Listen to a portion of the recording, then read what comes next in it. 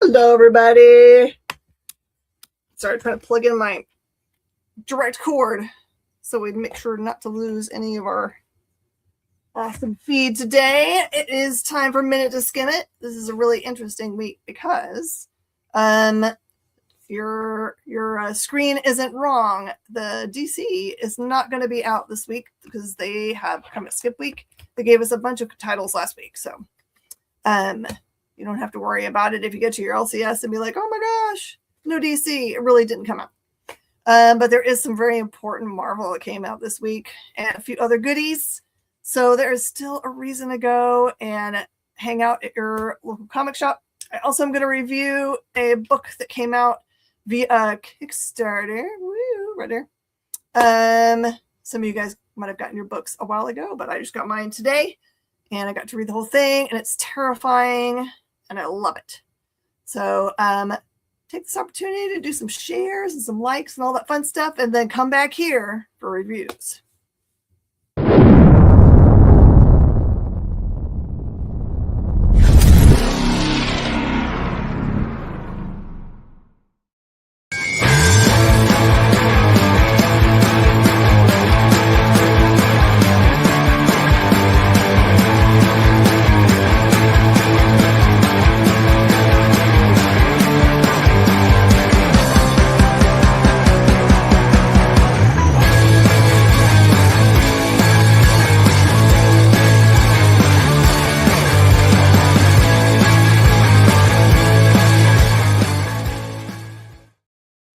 Hello. I hope everyone is having a delightful time.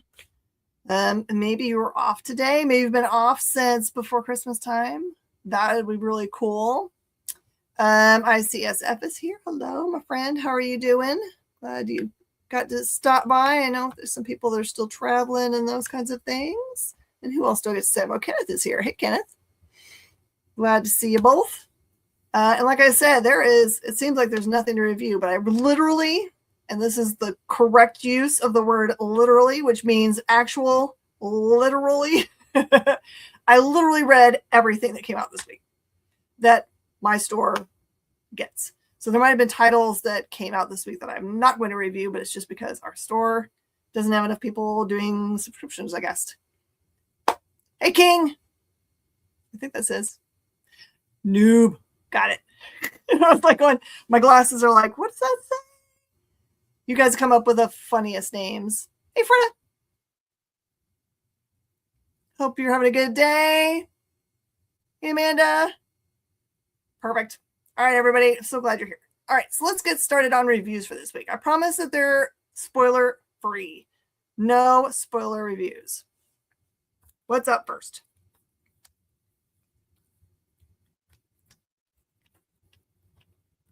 Okay. This is part of two books that are very much tied together this week. So this is the Ultimates book. So it is the big team that came out of the Ultimate Universe that once it launched, I think this was maybe the third or fourth book in. So this one is really cool because it ties in so completely with Ultimate Endgame, which I know everyone's been waiting for. So how to explain what's going on here? All right, so if you want me to catch you up on everything that's been going on since the beginning, this is 2 years into the Ultimate Universe, in which you have the Maker has created his own universe so he can like rule it, deny all the superheroes any of their origin stories, and many of them become superheroes during the actual during the course of everything, and usually by their own choice, but not 100% always. But they're very much different than their normal origin stories. Okay, but what's cool about what's going on here is that they had kind of like blockaded or domed in the Maker into the city that basically he was imprisoned in. And it's kind of cool the way they did that. It allows for the characters to kind of like evolve. And then also he had put in place this like weird like council. I forgot what they call the council. It had a fancy name anyway. And those guys seem to be not in play right now, or at least they weren't in play in either of these two stories in their whole. The big thing that happens in this book is you see Janet there. This one does a whole bunch of time hopping and tells you the story about her relationship with Howard, which you remember is Tony's dad, Howard Stark. And he, very early on in this whole universe, the series had died. But this actually goes back to when and how they met as young people, how all of that moved forward as a timeline, and everything about that relationship and these two characters are very important to the storyline for both stories. But this one is kind of heartbreaking, honestly. Really, if you have not been reading any Ultimates, it's totally fine to jump in here. It really is a story about the two of them, but then also as it applies to the big whole of the rest of the team.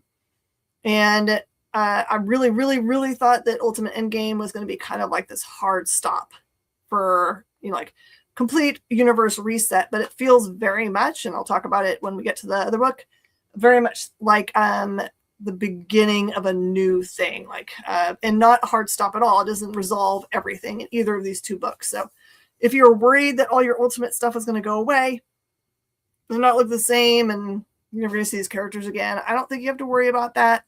It very much, after I do the review, when you'll understand a little bit further.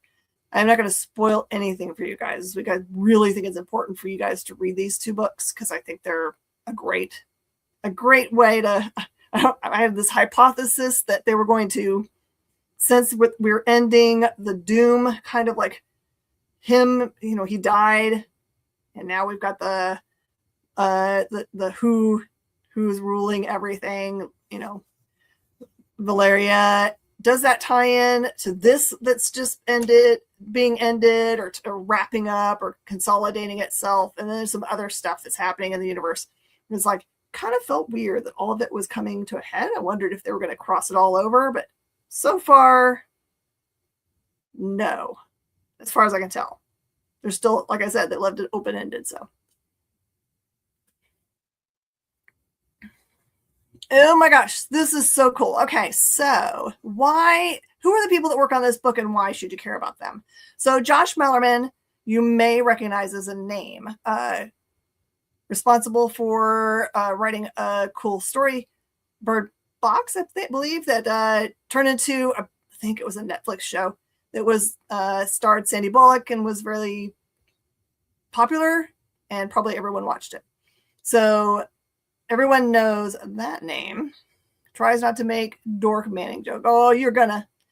I heard that he might stop by because I told him that we're going to review this book. So he said if he would, he could. If he could, he would. That's what I meant to say. And Dirk Manning, who is a very good friend of the channel, has done many, many books that we have recommended, like Big Long series, Tales of Mr. Hree. Just has done a couple of really great wrestling books recently, and has done Lon Chaney. So he's been working with some like really big names to bring you cool stories from inside of like their experiences or from things they've been thinking up. So this one is something that Josh and he worked on together.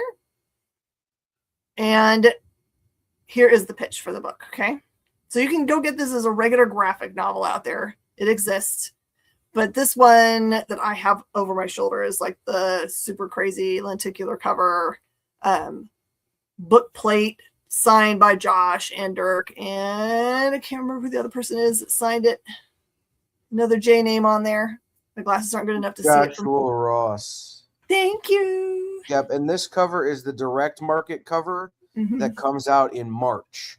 Oh, you got to wait till March. But if you find a store that backs the Kickstarter, you have hope for this cool thing, which has got, I put my book plate on the inside, but it's all signed. So anyway, very cool. Now, because of its ties to Hollywood, you probably guess that it's aiming to be something that might be developed. So, and this would be terrifying if it was picked up. So here is the pitch. This is all about a man, the guy in the background there, who is a scientist of some merit who wants to do a short study, like a 2-week study with these two young men that are in the front, who he found, admittedly, by watching YouTube videos that were reporting that they were kids or people that could experience ESP. Because he himself wants to prove that it exists, not for any grand purpose, despite the fact that the one blonde there, the kind of blonde redhead boy there, distrusts him very much because he believes that if they show that they have any abilities, that immediately he's going to sell them to science and cut them up or whatever. And so the mood and tone is set pretty early on in this book, honestly, because when the boys show up with their families to be dropped off for their 2 weeks of study, here it is, looks like maybe as his house is also his lab, that the parents can barely control themselves for trying to get out the door. Like one of the families basically says, "It's cool. I'm sure the room you have for them is fine. We got plans to be somewhere else. See us." And you get the idea that maybe the parents are kind of terrified of these kids. So the parents and kids have never met each other before. So that's important to know when you start this series or this graphic novel, which has, it gets to the heart of the matter. It's very terrifying to think that maybe there's someone out there that's this strong that can actually, as one of the parents says, "I'm not even really sure," when they're dropping off the kids, "I'm not even really sure if we're sitting here. I'm not really sure if you're real. And I don't even know if I'm really here." So that's where they've got in their life. That's where they would like to say, we don't know what's going on at all. So the book is very much a 3-part story in which you learn a little bit more about the boys and what their motivations are and what their hopes are to get out of this program or not get out of this program.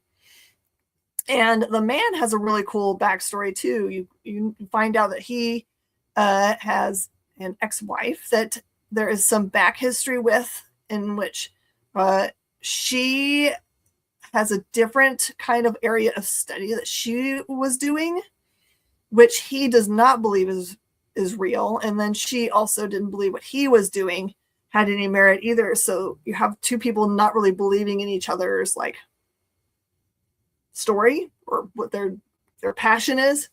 So that's a complexity. And then there's another secret that drops during the book. So this one's really great. It's not like slasher horror. It's more the possibility of something very scary going on.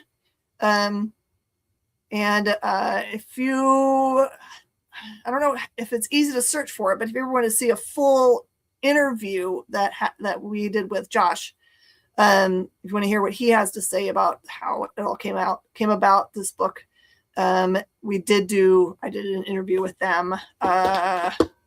I think it was probably a couple of months ago now, somewhere on the EXP that it's set aside for there. I'm sure that we could probably tie it to this one so that you can go back and find it. It's the whole story. And then there's there's both a lead in, a couple pages written by Dirk, and then there is a couple of pages written at the end by Josh Mallerman, kind of about some circumstances of how they met and how they decided on the name and all those kinds of things. Really great stories. So I highly recommend this. If you can hunt it down, it is well worth the read. I see the Rudolphs here, and I see Unknowns here, and Barlord and Acres. Hi, guys. Okay, so here is another storyline. When I talk about there's 3 storylines that are kind of wrapping up at the same time, this is the other storyline that wraps up this week. But does it? Question marks. Okay, So Age of Revelation has been going on for a while, and all we really know about it is we know that Revelation, who is Apocalypse's son, shows up, puts out a gene virus, which basically, if you're human, it could give you mutant powers, but more likely it's going to kill you. And if you're a mutant, it's definitely going to mess up the powers you have and like give you other powers or make you mutate more, or like Deadpool, make you pretty much undead. And there's been this, like, you can see it on the map that they have at the end of every single book that's tied to it. There's been kind of like just a small area that Revelation has been ruling in America. And then some other things like it. So I just love it because the Texas on the map says like the free states of Texas, you know, like it's like, nope. And no one ruled over us. And that kind of comes in a big play in here when you realize what the big part of the plan was.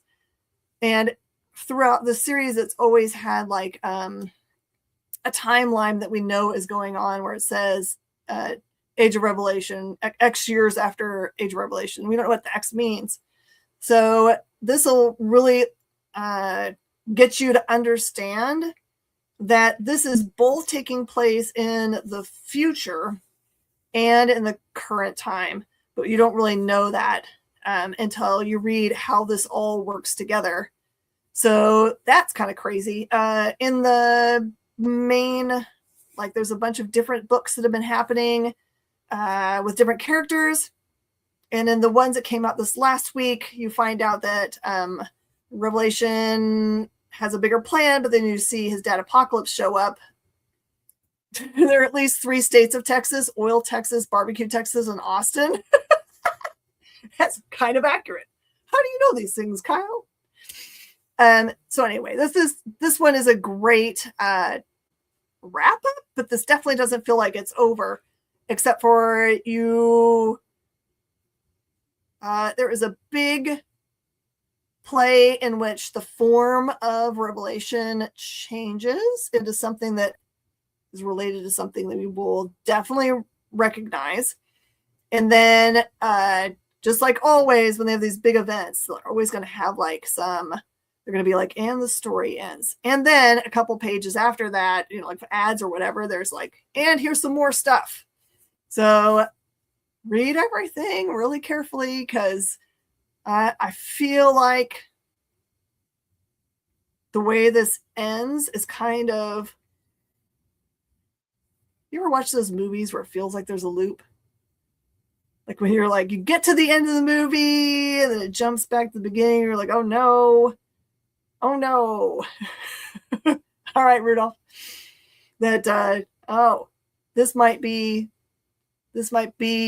something that we see happen multiple times, and it's different outcomes every time. And that feels good, not the ones that are annoying. So anyway, this one, great. So don't miss it because it says X-Men Age of Revelation. This is the finale of that big storyline, but not the finale of the character, nor of any of the other characters that are involved. So another great book to pick up this week for sure.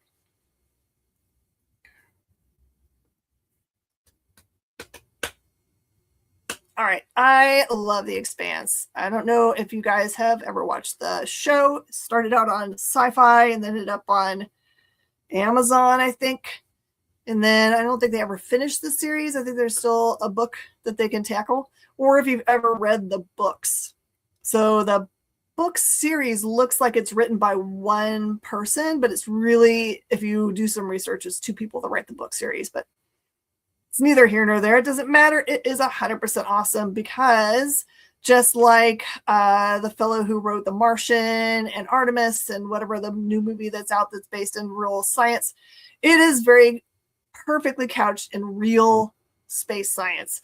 Not to say that there's a bunch of science talk in it, because there's definitely not. But if you imagine what a real world would look like in the near future, it feels very, very like that's the way it would go down. That seems like reality, both politically, the way people act and all that stuff. It's not science fiction-y. Anyway, great. Amazing series. If you've never done Experience, or The Expanse, you should absolutely. So this book is a book that focuses in on one character. That's Amos. So they're on the front cover. And it makes sense because the guy who wrote this book is Amos, or plays Amos in the show.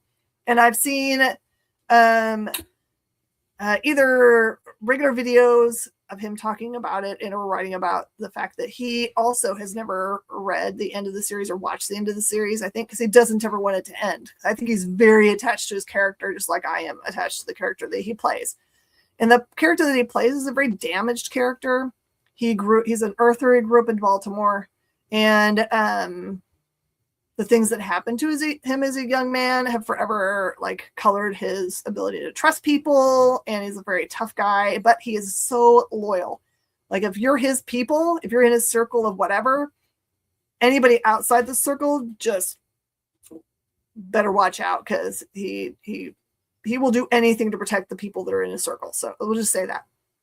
And just because you've been outside his circle at some point, you can get in there. It's not an impossible thing. If you watch the show, you know that that's true. But this one takes place, I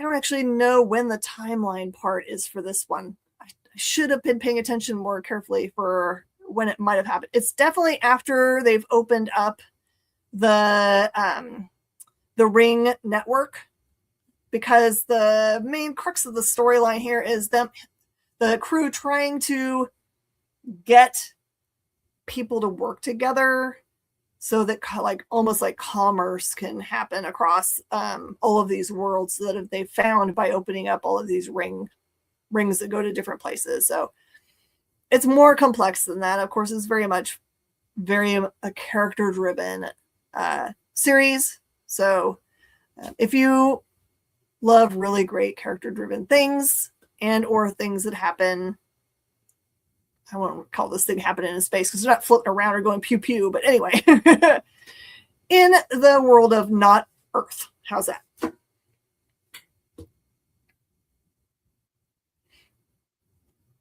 Okay, Predator Kills the Marvel Universe has been kind of an interesting storyline. Not to be confused with Captain America versus Aliens, or Predator versus Black Panther, or Predator versus, what was the other thing that just happened? They're all great. They all have really good storylines and reasons to exist. But this one is kind of interesting because you end up with characters like Kraven the Hunter. And if you think about the motivation for the way predators operate, it's really about the hunt, right? So you would think they would have a lot in common, but they're very competitive, both of them. So probably that's not true. And then you've got this thing on the front cover that you can actually see front and center. So I'm not ruining anything for you. There is actually a Weapon X Predator that has been made somewhere in the series. And that character is very, very important. And the only other thing I will give you is kind of a spoiler, is that there is a character on the front cover here that is very much underestimated and does some really cool crap in this series. So if you like any of these characters on the front, you'll probably be very happy about what goes on in this book. All right, this is kind of crazy cool. So this one is part of Main Universe Marvel. So if you've been reading it ever, you know that Sorcerer Supreme was once Doctor Strange's realm of power protecting the Earth. But he hasn't been Sorcerer Supreme in a long time. In fact, it has been Doom. So Doom has been Sorcerer Supreme through all of the Doom storylines that have been happening, which he basically tries to take over the Earth and have everyone be, Latvians and all this other crazy stuff, which came to a head recently, in which, he's also not around anymore. So spoiler alert, you should read probably the last couple books that were Doom related, because there is one love that has taken him out. So it is a nice lyrics cover. So this is very interesting because they never really said when he disappears what has happened to the Mantle of Sorcerer Supreme. And we find out at the beginning of this one that Dormammu also knows that there's no Sorcerer Supreme and says, there are very weak protections on the Earth, and I am going to come and take it over because there's nobody here to protect it. And then, of course, you see Scarlet Witch show up, and she has the vestments. How did she get the vestments? So you have to read this to find out how she gets the vestments. What are the vestments? That's a fancy word. It's the Eye of Agamotto and the cool cape. So this is kind of interesting to see her come and do battle and verbal shenanigans with Dormammu, but also things aren't all hunky-dory and as they seem. So, because fun fact, she was not given the mantle of Sorcerer Supreme. She just kind of thought maybe she should be Sorcerer Supreme. And that does not sit very well with a Vishanti. Is that right? I think it's Vishanti, who are like the big ruling class of who decides who are Sorcerer Supremes. So anyway, all that stuff comes to a head, and you definitely want to read this because there's something else that comes into play. Oh, it's so good. Anyway, I believe that this series will be a little bit like, you know how everyone regretted not getting into the Magic series early enough and then couldn't find any of the issues, or the Psylocke series that recently came out, or the Phoenix series that recently came out that were so good. And then everyone was like, oh, I didn't think I need to get in. I thought I'd get some of those later. I would just saying here, you should totally and absolutely get this book, because not only is it the first appearance of her as Sorcerer Supreme, there is another appearance in there that will knock your socks off. So, and I promise you, you'll be excited about it. So jump in here. Boba Fett, Black, White, and Red. This one is an interesting storyline. I am sure that I read number 1, so I don't know what has happened in the storyline up until now. But I tell you that it might as well be a standalone storyline, because it doesn't seem like it's tied to anything. Except for the story that's in this book is super awesome. So it opens with them, not Boba Fett, but it opens with people at an academy. And this is definitely the bad guys' academy, so Empire. And central to that storyline is a daughter of Tarkin. Daughter or granddaughter of Tarkin. Definitely a Tarkin, though. And she makes a big to-do of that she's very excited because she knows that she's top of her class, and that the teachers that she talks to at the very beginning is known for failing almost all of his class, except for like 10% of his class. She's very excited about doing well, and so she has the respect of all of her classmates. And then she gets confronted by kind of a cloaked character. And the storyline is essentially trying to figure out who that cloaked character was, why that cloaked character came and is after a Tarkin family member. And Boba Fett is there he's not actually after that character at all. He's after some other named character. It just happens to all end up being one big story, which has some twists, which are really nice. And there isn't, like, my thing about Tarkin is that he always touches his chin, and that trait isn't carried over into her. So if they don't call her Grand Moff Daughter, I quit Star Wars, Kyle. I mean, why not? But this very much feels like it could be the first appearance of a somebody. But having not read the 2 and 3, they might have appeared in those. So maybe you guys that have been reading this from the beginning can be like, okay, well, that character has appeared. So it's not a first appearance. But in any case, sincerely, you can read this book alone this week, not by yourself, but you can read it by yourself. But as a standalone book and totally get everything. There's nothing, it doesn't feel at any moment that it's like a continuation of some story that you're like, if you don't know this, you're lost. So anyway, there you go. The World to Come. Oh my gosh. This thing has been so popular that I have not got to read, I don't think, any of it. I may have read the number 1, right? This is another one of those that, like, because there's not a ton that released this week, it allows you a chance to jump in somewhere, and you are definitely going to read this one like I did and think to yourself, I definitely want to go back and get all the books that fit in there, or definitely the trade when it comes out. You almost forgot this book existed. Bora Lord, please tell me you're reading this. Oh my gosh. This book definitely feels like it is taking place not main universe. It's definitely Marvel Knights, which means it's part of a more adult part of Edge of the Universe. This one is focused in on the fact that T'Challa is seen as being, he's supposed to have been dead. There's a countdown that's happening in this book. So every single panel has like 12 days from the world to come, 5 years from the world to come. So all of those things are kind of like, you can see that there's a countdown that this is building up to.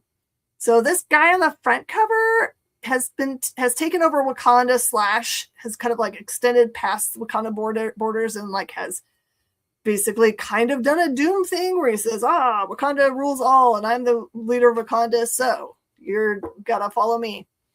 The other characters that are part of Wakanda are older, like Okoye is older and has gray hair, and Black Panther's sister's older, and everyone that's tied to that part of the universe is definitely older. And everybody that you've ever seen in the Marvel Knights part of the universe is part of this storyline. So if you like Daredevil, Punisher, any of those characters, they are going to show up somewhere in the series, in this book for you. So you will be very happy about that. This person on the front cover is like a son of T'Challa, but it definitely feels like it's like someone that's been adopted into the family, but has taken over. So there is a lot of stuff that's going on in the background that I can't talk to you about because that's really important. And there's some confrontations that are going to happen here, which will wrap this all up. But yeah, this is Quesada and Priest just writing a masterclass of storytelling. It is really, really good. I am 100% certain that this universe is not going to cross over into the other 3 storylines that we've been talking about today. There's really no way, but it still would be kind of fun. All right, here's the end game. All right.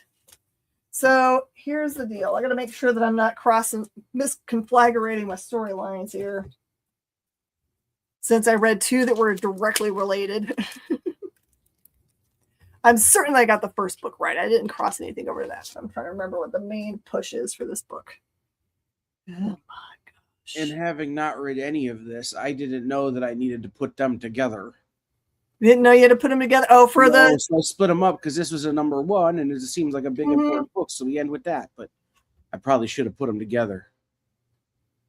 Damages from the blind bags. There might be, Barlord, but if you like crispy books that are beautiful, just get some of the main cover stuff, because there's plenty of really great covers. Like this is the A cover and it's really beautiful. So just think about it in this terms. Even if they do, we'll have a little excursus talk. Even if Marvel says that they're going to reprint the books, they were not going to ever reprint them as polybags, I can guarantee you, because that's so expensive for them to do. And they definitely won't be reprinting them with the sketches, the original art sketches that have been inserted into some of them. So if you want any hope of getting an original sketch, you are going to have to buy the books, even if they have a little bit of, I've seen the damages to them. They are not ever going to make a 9/8, but they are just little tick, tick, tick. Almost all of them have this little tick, tick, tick on them. So if the entire print run has tick, tick, tick, and they don't make another set, then the print run totally has, all of them will be the same. So there's not going to be any 9/8. So long term, the grading companies will, if it's the whole print run, will say this. They'll say a known defect. Yeah, because there's a known defect to a great many of the Amazing, is it 361, the first Carnage, the machine they use to pull them off of the press almost always put these 4 like almost little cuts in the very bottom of the book. It's almost impossible to get them without it, because that's the way all of them came off the press. So that's my guess. What Kyle is saying is that if it's a known defect that they all have, then they will almost see it as a non-defect, which is, I think, an awesome way to go about it. So Soothier. Okay. So you basically start this entire book with a jump back and forth between Maker. Basically, it looks like killing all the Eternals ahead of him making his universe, right? It re-goes over the whole how he put it together. And the big part of the storyline is the big dome removal, right? The race is to try to, they know when the dome's coming down because it's always been set at 2 years to have him imprisoned. But they're trying to figure out what's going to happen once he gets out, how they can do anything. So I will tell you this one thing it'll be tiny bit spoilery. So if you don't want any kind of spoiler, just turn off your sound for a second. But the tiny bit of spoilery is that even when the dome comes down, this imprisoning dome, it's not down, but for milliseconds, just so you understand that there's something else that's going on. Hope this sticks the landing. Ultimates is still introducing characters. To me, it very much is, like I said before with the other book, that it feels like here in this end game part of the storyline, it really is just this is a real thing that really happened, but also, since we know this is a universe that he's made and the rules kind of are whatever rules are in play for him, what, as the Battlestar Galactica crew would tell you, it's all happened before and it can all happen again. I think you should read the Ultimates first. I read Ultimate Endgame first and then read the Ultimates, and it was kind of cool because the first part of the Ultimates book actually refers back to something that happens in this book. So I think it's kind of a 50-50. Do them either way. Is not going to ruin anything for you. But I really, really loved it. And both of them are written by Dennis Camp. So, and we know Dennis is killing it in his storylines for these series and for other things he's writing right now. So just trust the Dennis, as I say. I promise you will not be sad about the things that go on. You won't feel ripped off. You won't feel like it's not purgatory. I promise it's not purgatory. But yeah, and it's kind of a fun little thing, this blind bag hunt. Although I will tell you, this is a true fact. We kind of guesstimate how much we need to buy by how much people talk about it at a time, right?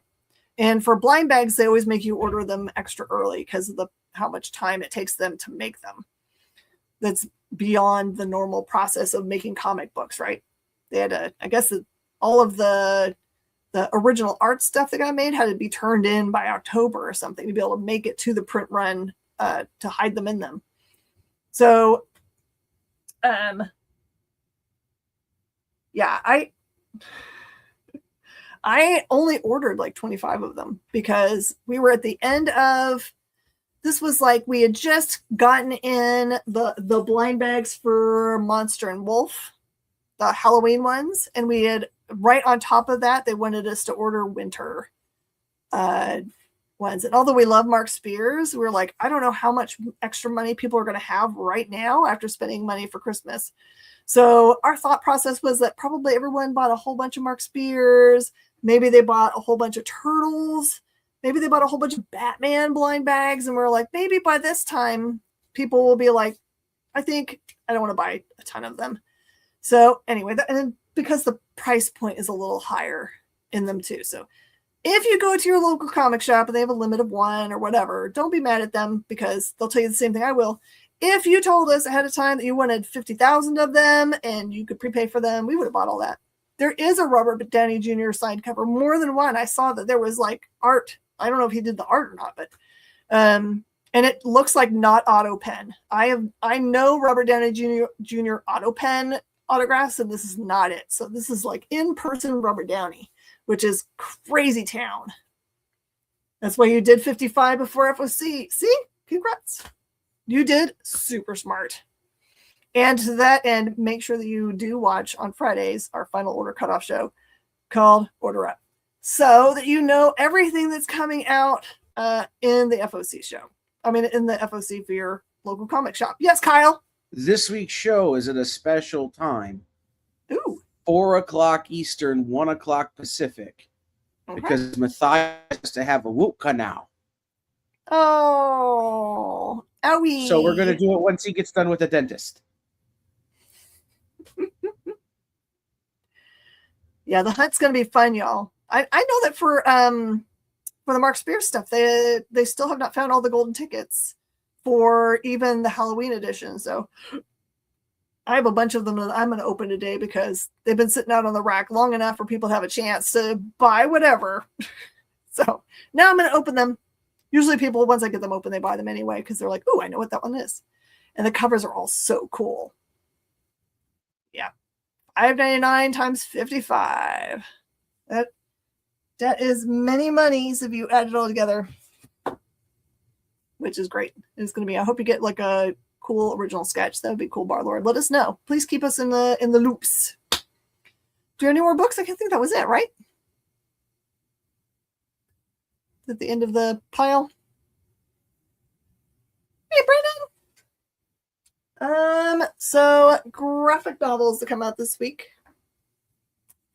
For those that are following the really powerful Storm, this one is the second volume of Storm is going to be out this week for you. Oops, sorry, I always have the up and down screen over here I got to pay attention to. Triple B.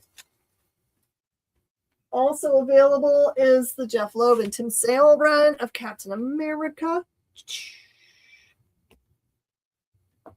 There isn't a ton. You have lots of choices you can make this week. And Wolverine and Kitty Pryde. This is the Chris Claremont book. That's also.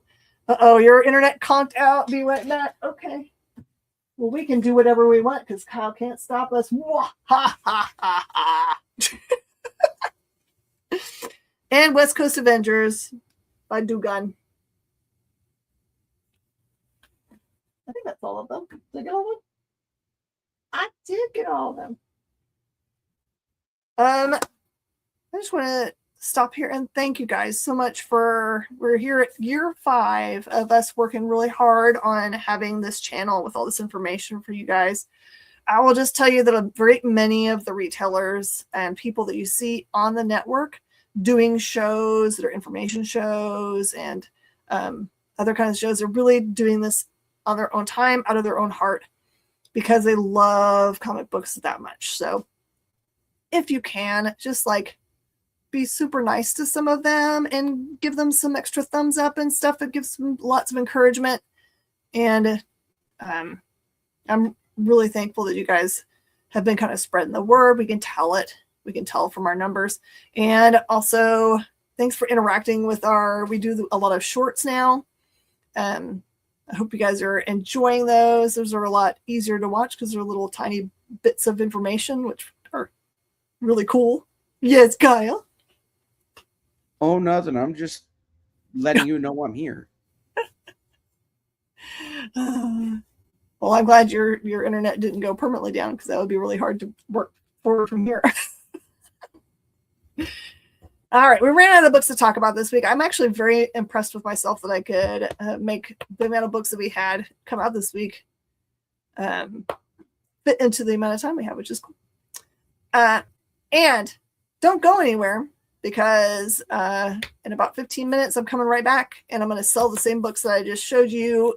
And now you have all the information you need to pick the ones that you want. See? And then is there anything else going on today?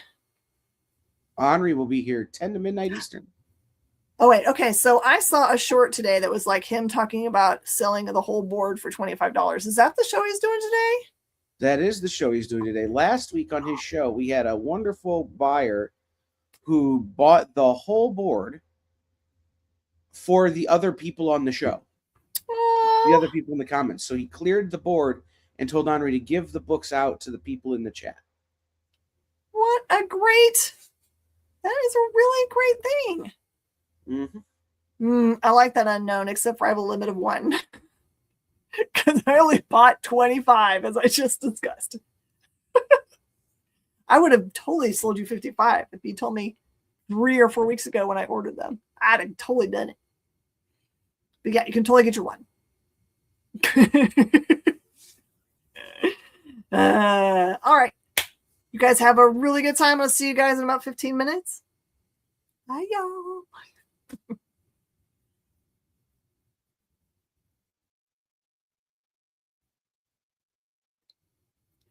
Kyle's not taking me down.